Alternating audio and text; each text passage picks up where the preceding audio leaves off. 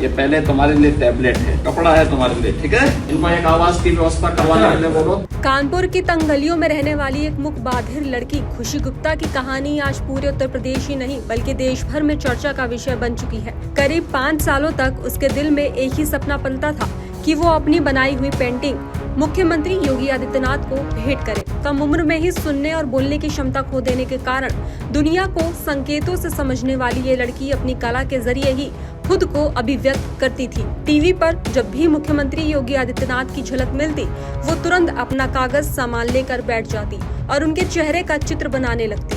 उसके कमरे की दीवारें योगी आदित्यनाथ की बनाई गई दर्जनों पेंटिंगों से भरी थी। उसके माता पिता जब उससे पूछते कि वो इतनी सारी पेंटिंग क्यों बना रही है, तो वो इशारों में बताती कि वो एक दिन इन्हें बाबा जी को देगी। मगर गरीबी से जूझ रहे माता पिता को ये सपना कभी संभव नहीं लगता था।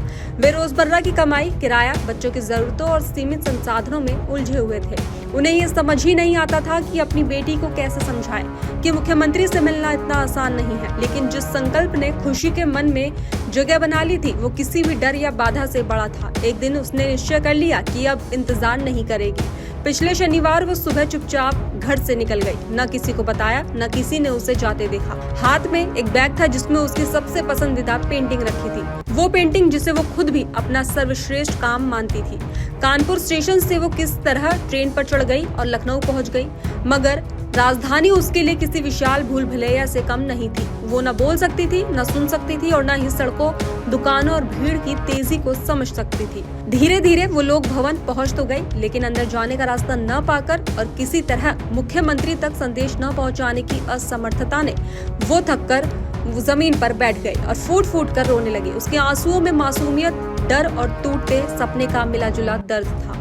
इसी दौरान हजरतगंज पुलिस के कुछ जवानों की नजर उस पर पड़ी। उन्हें समझ नहीं आया कि लड़की कौन है, कहां से आई है और क्यों अकेली है। उन्होंने उससे बात करने की कोशिश की पर वो बोल नहीं पा रही थी। तभी उन्होंने मुखबाधिर भाषा जानने वाले एक एक्सपर्ट्स को बुलाया। जब उस एक्सपर्ट्स ने खुशी की बातें संकेतों की भाषा में समझानी शुरू की, तब सभी की आंखें वाइडेंड हो गई। खुशी ने बताया कि वो मुख्यमंत्री से मिलने आई है और अपने हाथों से बनाई पेंटिंग उन्हें देना चाहती है। पुलिस वाले भी इस मासूम जिद को सुनकर भावुक हो गए। उन्होंने तुरंत उसके माता पिता को फोन किया। जब खुशी की मां को खबर मिली, उनकी घबराहट और रोना थमने का नाम नहीं ले रहा था।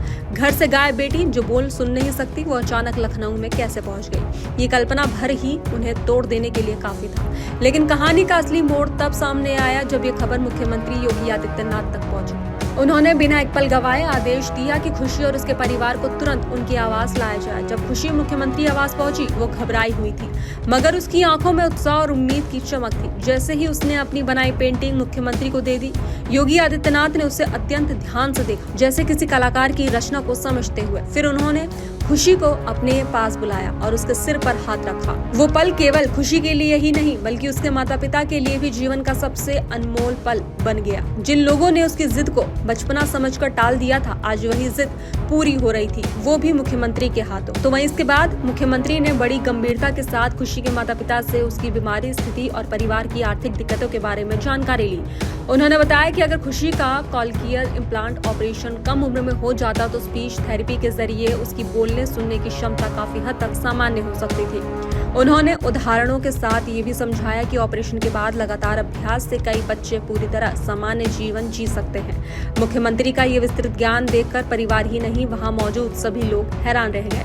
कहीं कहीं सोशल मीडिया पर लोग ये कहते भी दिखे कि योगी आदित्यनाथ का ये चिकित्सा संबंधी ज्ञान एक संवेदनशील प्रशासक के भीतर के मानवीय पहलू को उजागर करता है। तो वहीं मुख्यमंत्री ने खुशी की बेहतर भविष्य की शुरुआत शिक्षा से करने का फैसला लिया।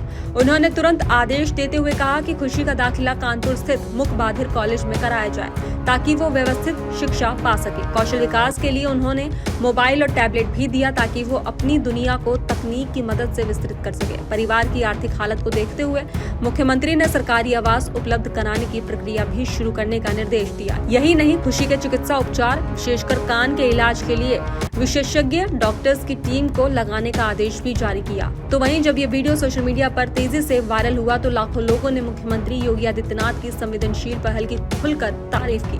लोग कहने लगे कि ये घटना साबित करती है कि प्रशासन केवल औपचारिक औपचारिकताओं का ढांचा नहीं होता, बल्कि वो मनुष्यता पर आधारित एक संस्था भी है।